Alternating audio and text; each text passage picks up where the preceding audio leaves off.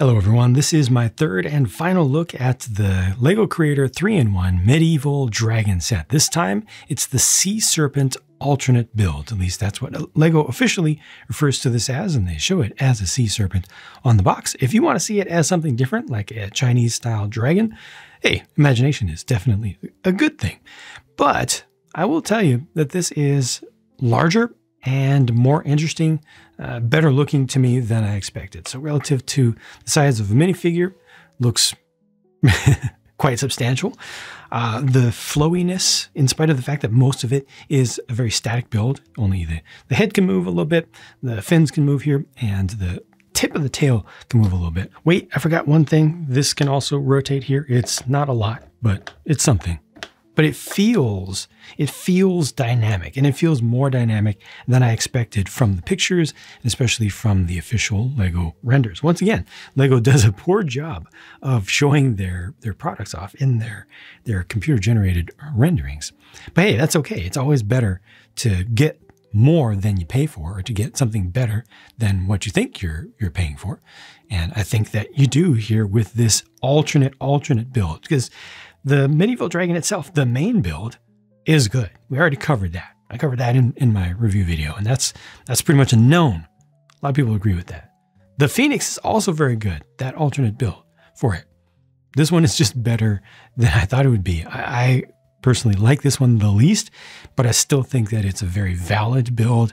I'm still happy to have tried it out. It turned out just much more interesting than I expected. The whole entire experience, including the build. The lower jaw, like with the main build, is the biggest disappointment of it. And that's just because it's going to a really small size. And that's because that's what the designer decided to go with and to try. Went with this style for the teeth. And, you know, there it is. That's what you got. It's very similar in that sense. The rest of the build of the head is very nice, I think.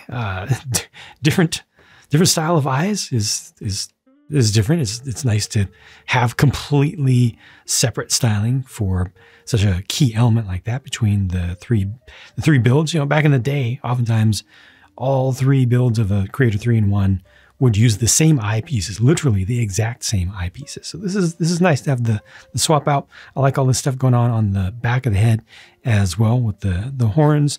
Unfortunately, the posing of the head is not very usable. You can kind of rotate it around here, but if you lift it up, it doesn't go very far, and it's just going to fall back down. So it's always going to be pretty much just resting roughly in that position. That's okay though. You do get this continuation of the belly scales here. You can see them underneath as well. That's a nice touch.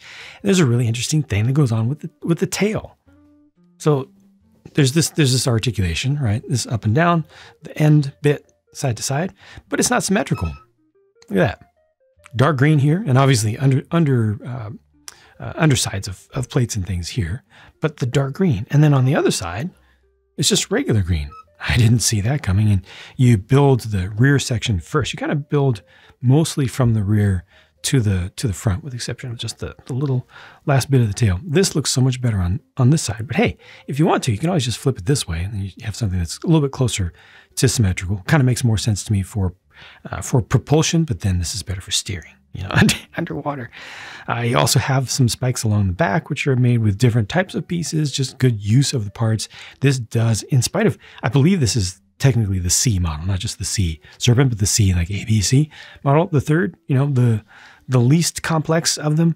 But in spite of that, it does have quite a few of the pieces of the set used in here, not a whole lot left over. I'm very satisfied with that in terms of the value that you get, even if you build this one. So this is able to rotate all around. You can also kind of make it stand up in the front if you want to get more of an upright pose. It's more looking towards you, you know, if you have it on just a regular table or desk or something, as opposed to higher up. And also it just feels even more dynamic to me like that, or anything in between there. Maybe right about there. That feels pretty good to me without going too far with it. But you can also just rotate these around and bring them up this way. So you can see that beautiful bright red color, you know, facing out. Just whatever works for you. You have some options in there, and it's nice, even though these are really simple little things. So all in all, my least favorite, definitely, of the three, And I think it's intended to be. I think this is the one that is least, I don't know.